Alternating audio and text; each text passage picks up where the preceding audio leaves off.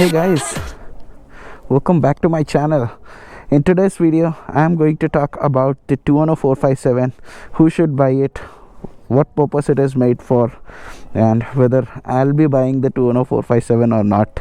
So you'll find a lot of information about this new beast which is coming up from Aprilia on the 457 platform in this video. So don't skip this video and watch the entire video for all the information that I'm going to give. So let's get started with this video. As you already know, the Tuono 457 is unveiled at EICMA Motor Show in Milan, and boy oh boy, it looks so sexy. It looks like a proper sub 600cc naked. It does not look like a sub 400cc naked. They have given it a beast kind of a look. I think this Tuono is the best looking Tuono till date, because the regular Tuonos like the Tuono 660 and the Tuono V4, they used to look pretty much similar when compared to the RS V4 and the RS 660s. But this time what they have done is the entire headlight of the bike is changed to give it more beast kind of a look. So I like that headlight design, though looks are subjective. Few people might like, few people might not like. Whereas if you compare from the rear section of the motorcycle, it is exactly similar to the RS 457. The wheelbase, ground clearance, engine, power, torque, seat height, everything is same. The only difference you will see is that the riding position on the RS 457 is a lot aggressive, because this is a track focused motorcycle. Whereas the Tuono 457, you get a nice wide handlebar mounted on the triple clamp, so you get that upright riding stance, and that bike would be for the city lovers. And I'm sure if Tuono 457 was launched before the RS 457, I would have bought the Tuono 457 only, because my usage is in the city. I don't ride on weekends much or the tracks. So for my usage, Tuono 457 fits exactly the way I wanted it to be. It has the power and the aggression which this engine has. The 47.5 bhp and 43 newton meters of torque, it is ample enough to keep you excited in the city. And till now I'm telling you, who is going to buy that bike? The folks who are still confused, who are still thinking that if they buy the RS 457, they will be compromising a lot on the seating position, like the handlebar position. For them this will be the best choice, and I think this will sell more than the RS 457s for sure. And a lot of RS 457 buyers like me who have already bought the RS 457, because they don't have any option, they will still continue to own the RS 457, but if given a chance, even they would upgrade to the Tuono 457. I'm not saying that the RS 457 is a not good buy. It's a lovely machine. It ticks all the check boxes. It's just that for someone who uses the bike more in the city than on the weekend rides, for them the Tuono 457 fits their bill. Now coming to the price, I think the price should be around similar to the RS 457. Many of the folks are saying it will be lesser than the RS 457. I don't think so, because if you see the Duke 390 and the RC 390 old generation model, like the BS6 ones, they were very closely priced, so there will not be any price difference between the two. But if Tuono 457 is launched at a lower price, let's say 10,000 or 20,000 lesser than the RS 457, then of course people are going to buy it left, right and center. And the way this bike has shaken the entire market, because of the electronic package, because of the character of the engine, the way it looks, the way it handles, everything is so perfect on this bike that you can't go wrong with RS 457 at all. Now they have launched the sibling of this motorcycle, the Tuono 457. Even if you buy that motorcycle, that bike is going to sell like hotcakes in the market. Now coming to the competition of the Tuono 457, till now there was no bike like the Duke 390. No, I'm not denying that fact. KTMs make awesome motorcycles. It's just the audience who chaprify it, and it loses its name in the market. But having said that, KTMs are lovely machines. And the way they had entered the market in 2012, I remember in 2013, then when the Duke 390 BS3 variant was launched, it shook the entire market, because Indians never saw anything of that sort. People only knew what a Yamaha R15 can do, what a Bajaj Pulsar 220 can do. But when the KTM came with the Dukes, then Indian people got to know what 40 bhp power feels like. In the same way, Aprilia has done this time after 10 years in 2024 and 2025.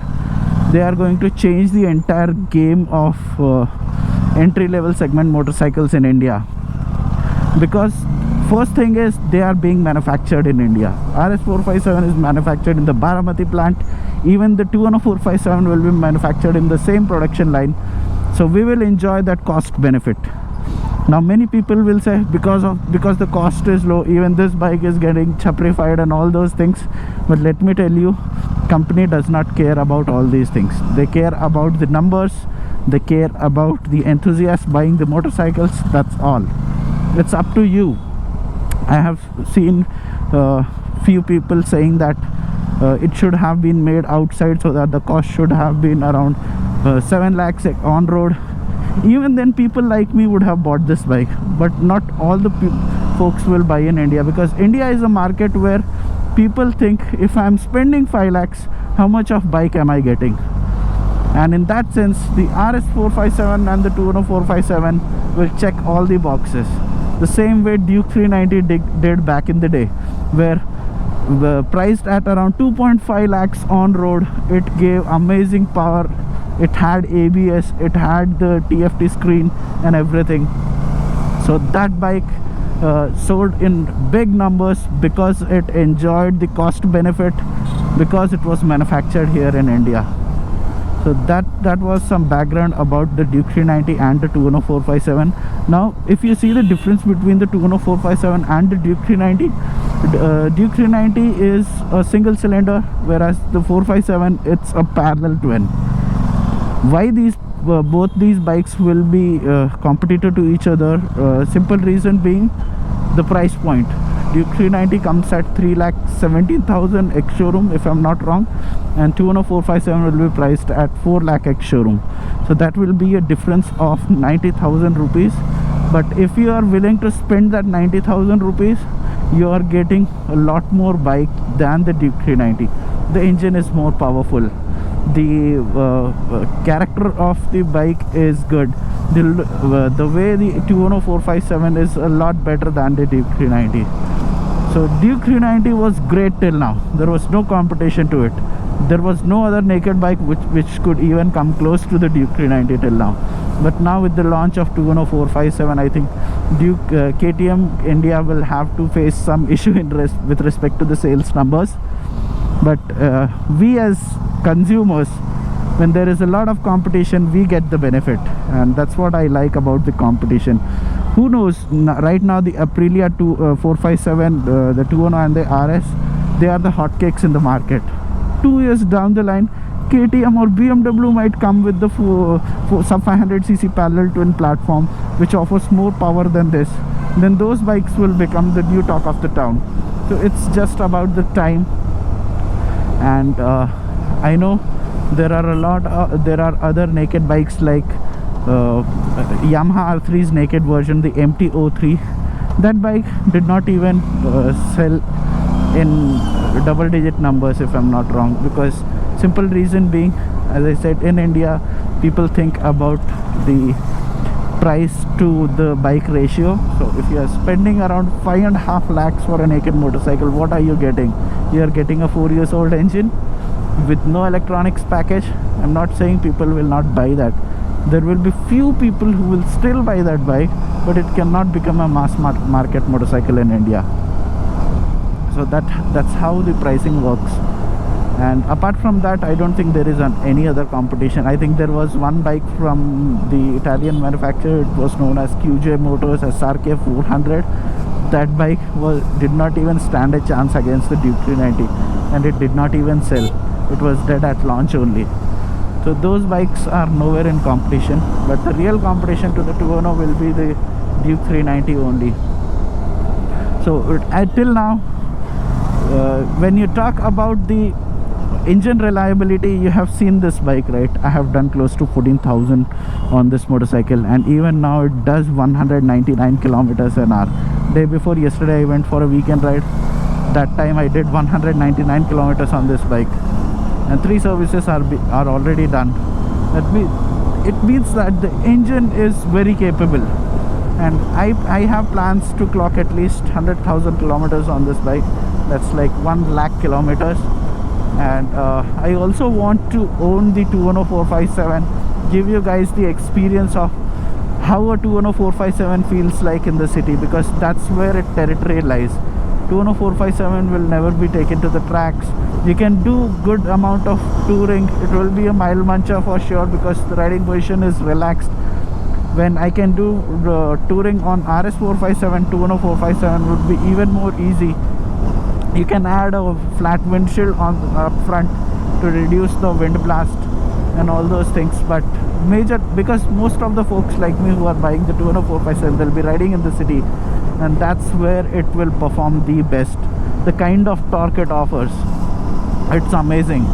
And I think the Tuono 457, whenever it is launched, Aprilia India, you should give that bike to me so that I can review it for a long term, because I have done enough for the RS457 community.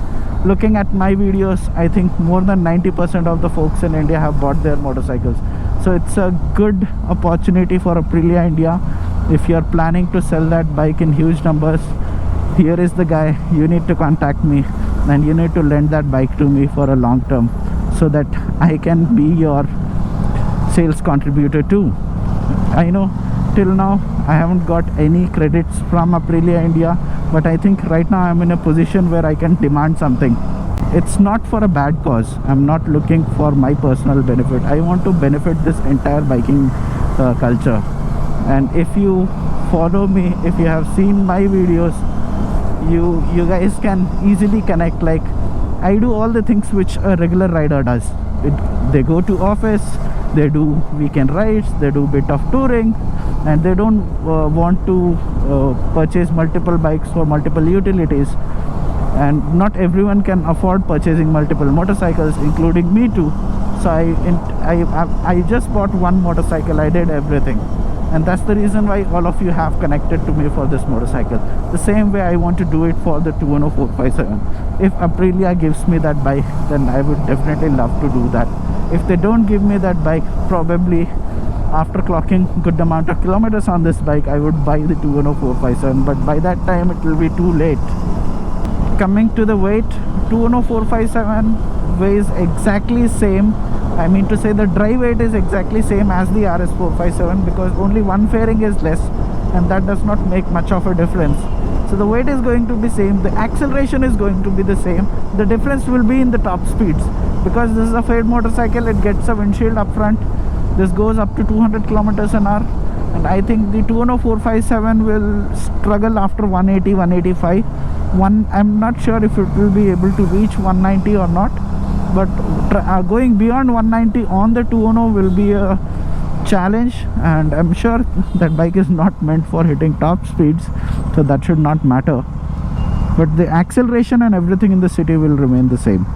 There have been a lot of videos already, but my views are very different, and I give you some different kind of angle if you are a potential buyer of the Tuono 457. And I would highly suggest, if you are thinking to buy a Duke 390, wait for some time, let the Tuono 457 launch, and then decide whether you want the Tuono or the KTM Duke 390.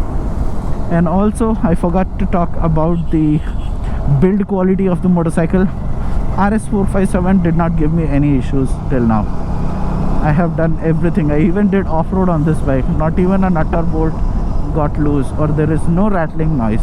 In that way, it's very reliable. And I'm sure if you want to abuse a motorcycle, no matter how good the build quality is, you can mess up the motorcycle in 1000 kilometers also. There are exceptions to every motorcycle everywhere.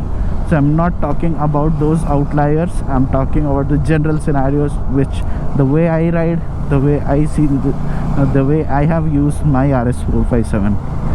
So yeah, let me know your thought about the Tuono 457. And also, if you are thinking when is this motorcycle getting launched, I think they should announce the pricing in December. That's the IBW, because last year they did the same with the RS457 also. They announced the pricing in IBW Goa, and then they started taking the bookings immediately next week, and delivery started in the month of April, and I got the first motorcycle. I think the same way it is going to happen for the Tuono 457 also. And you should see that bike getting delivered sometime in the second quarter of 2025, not in the first 3 months at least. And India will be the first market to get that bike because it is manufactured here in India, but the quality levels are exactly same as the RSV4 and the RS660s, because it is completely designed by Aprilia in Europe. So it's an Italian motorcycle but has a manufacturing tag of India. So yeah, that's all I wanted to inform you about the Tuono 457, and I will give you good insights about that bike once it comes to Hyderabad. And I hope to get my hands on that bike for a long term for sure.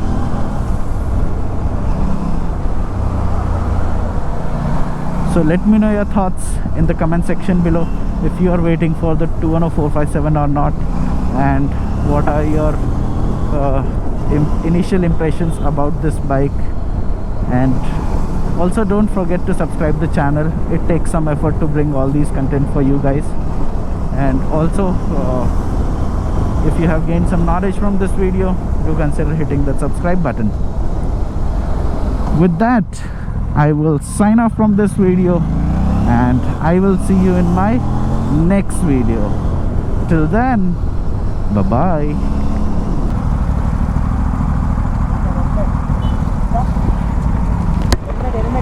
13,000.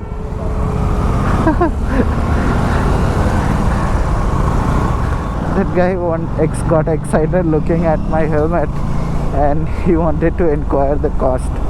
But I still feel sad. People have the money to buy the bike, but they don't buy the helmet.